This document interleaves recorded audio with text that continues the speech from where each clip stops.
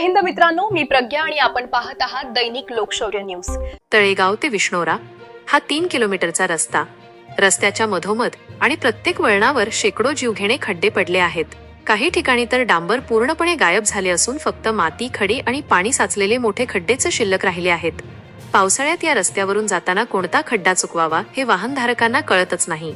पोरगव्हाण आणि विष्णोरा या दोन गावांतील शाळा आणि कॉलेजचे 100 ते 150 विद्यार्थी दररोज शिक्षणासाठी याच रस्त्याने स्कूल बसने चांदूर बाजारला जातात। लहान मुलांच्या हाती दप्तर आणि मनात मृत्यूची भीती। रोजचा हा प्रवास म्हणजे थेट जीवाशी खेळ सुरू आहे। या रस्त्यावरून जाणाऱ्या एका स्कूल बस चालकाने नाव न सांगण्याच्या अटीवर आपली भीती व्यक्त केली। तो म्हणाला, साहेब, रोज सकाळी 30 ते 40 लेकरांना बसमध्ये बसवून देवाला हात जोडतो आणि मगच गाडी सुरू करतो। कोणत्या खड्ड्यात चाक जाऊन बस पलटी होईल याची रोज भीती वाटते।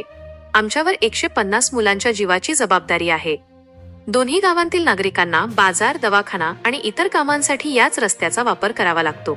गेल्या वर्षभरात येथे अनेक छोटे मोठे अपघात झाले आहेत। सुदैवाने आतापर्यंत जीवितहानी टळली, पण हा सुदैवाचा काळ कधीपर्यंत राहणार असा सवाल आता उपस्थित होत आहे। ग्रामस्थांनी संबंधित सार्वजनिक बांधकाम विभागाला वारंवार लेखी आणि तोंडी तक्रारी केल्या, मात्र प्रशासनाने याची कोणतीही दखल घेतली नाही।